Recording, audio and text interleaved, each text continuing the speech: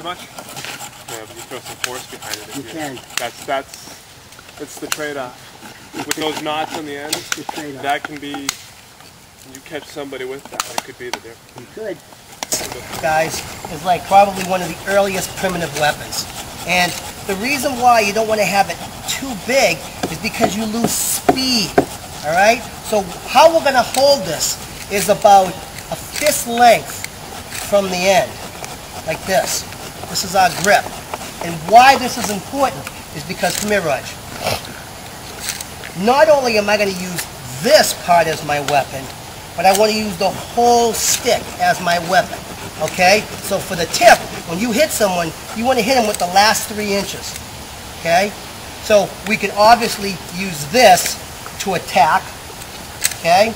We can use the shank, this part here, what they call, if he happens to be in a little bit too close, I can use that to push him off and then come around.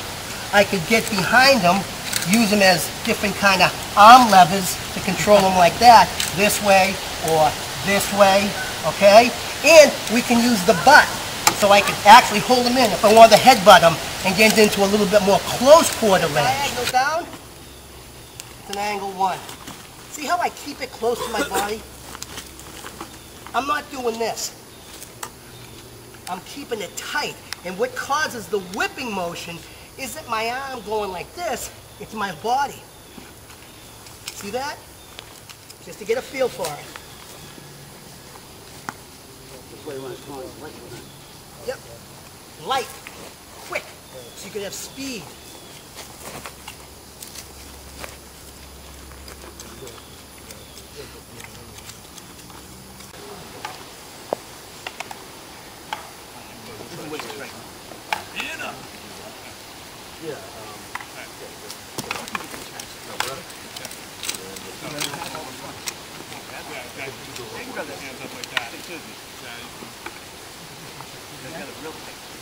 Back out of him, out of the light. He comes up, gives me the 1, bam, boom. Here's my shot.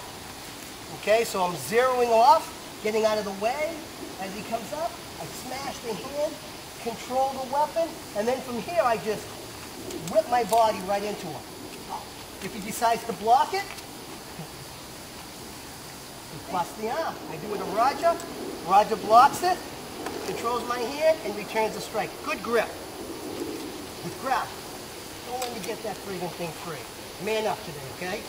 All right, let's do it. So we're going to change the line right now. So instead of coming here and hitting the head, we're going to come here and hit the knee. We're going to attack the low line, take out his wheels. Okay? So when Roger gives me that angle 1, everything's the same. Bam, but instead of coming like this, I'm just going to come like this.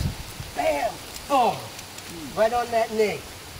Straight down, okay? Right on the kneecap. That's a tough spot to take with a blunt instrument.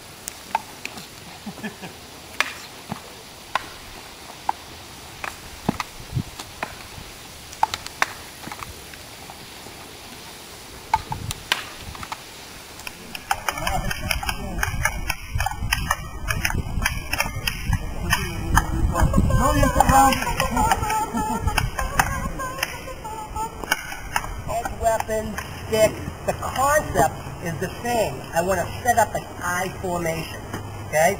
So what I'm going to do is when they come at me, I don't want to stay in the middle. I'm going to come one way and then come off to the side.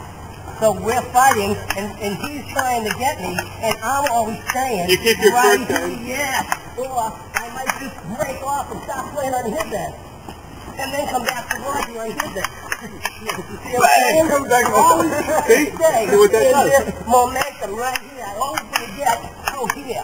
I never want to get here. See what I mean? Worst case scenarios. Scenario being there's some kind of disaster or whatever. Hurricane, tornado, something like that. And you're with your neighbors or your family and things are down. There's no water, there's no electricity. Any of the resources that we naturally use every day is gone. The stores pretty much empty. People went and they took all the supplies, and there's people who don't have supplies, meaning there are unfriendlies walking around the streets. Could be, you know, any one of the local gangs. It could be just whatever. So we're going to deal with that, all right? A couple of things. We're going to do some observation.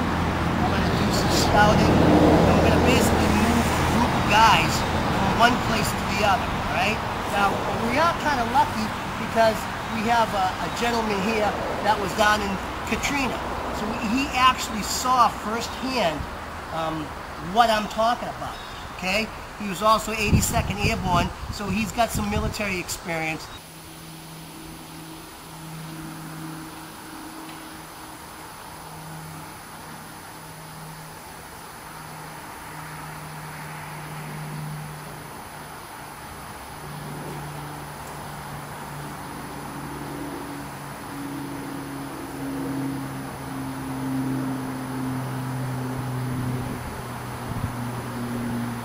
Guys, see how there's a bend in the road?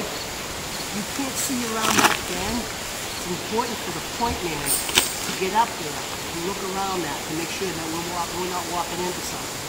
So I sent Mike up to do a quick scout. Those are the things you have to look for. If there's a break in the road, if there's a bend, if there's a hill, the scout has to go scout that out so that we're not just walking into something. See the spider webs on it and the debris went under it, but he spotted that this was man-made. This just doesn't happen. Okay, so unless you guys have had experience with debris huts and lean-tos, you would have spotted this. Okay, this is the ridge pole, and these are my lattice. Okay, and I just wove sticks in, but like I said, I had, you know, what you do is you just start filling the whole thing up. Put at least a handful in everyone's bag. This is what we're going to use for our natural camo. You want to have some green moss, something that's going to highlight. This is important, guys. I'll show you a couple of reasons, okay?